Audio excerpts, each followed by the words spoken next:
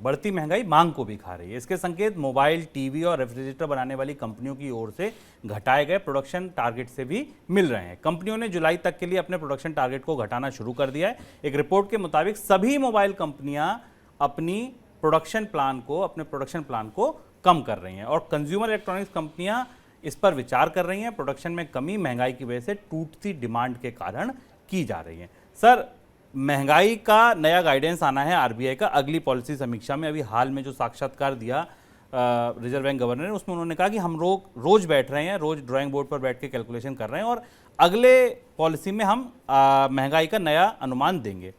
क्यों इतना अहम है महंगाई का अगला अनुमान जो आने वाला है और उसमें क्या चीज़ सबसे ज़्यादा देखने योग्य होगी?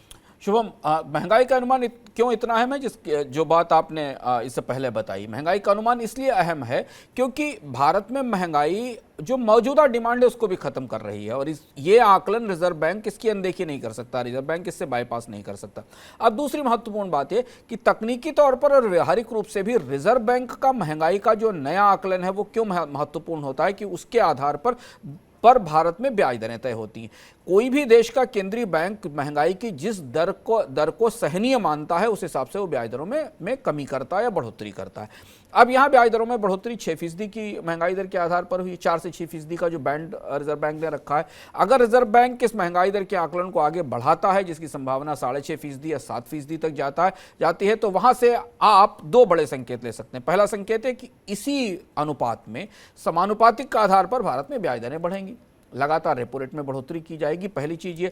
दूसरी चीज है कि इसी का सीधा रिफ्लेक्शन हमको बॉन्ड यील्ड्स में दिखाई देगा, यानी जो बॉन्ड मार्केट है जहां से सरकार और बैंक्स और बाकी लोग पैसे उठाते हैं, वहां भी इस महंगाई में के बढ़ने के आकलन से का असर हमें दिखाई देगा।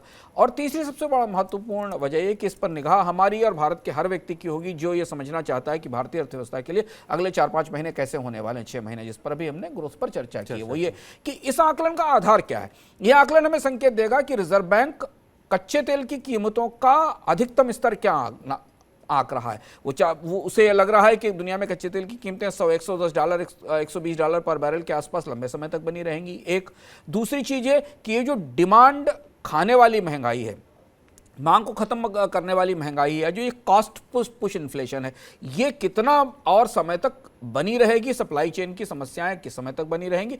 और तीसरी और सबसे महत्वपूर्ण चीज है कि भारत के महंगाई के ढांचे में हम बार बार अलग अलग मनी सेंट्रल के कार्यक्रमों में आपसे चर्चा करते रहे कि भारत के महंगाई के ढांचे में सबसे जिद्दी कोर इन्फ्लेशन है, क्या उसकी ताकत और बढ़ गई है इस पिछले महीनों में? और अगर उसकी ताकत और बढ़ गई है तो ये जो महंगाई के आकलन में बढ़ोतरी आएगी वो क्या कोर इन्फ्लेशन की वजह से आएगी, और कोर इन्फ्लेशन ऐसी इन्फ्लेशन है जिसको कम करना मुश्किल होता है। तो इसलिए अब इस बार आप ब्याज दरों में बढ़ोतरी के जो आकलन बार्कलेज ने दिए हैं 40 से 50 बेसिस पॉइंट के, उसके साथ ये भी देखिए कि ब्याज दरों में बढ़ोतरी कितनी लंबी हो सकती है और रिजर्व बैंक अब महंगाई को कम करने के लिए अगला लक्ष्य क्या रखना चाहता है।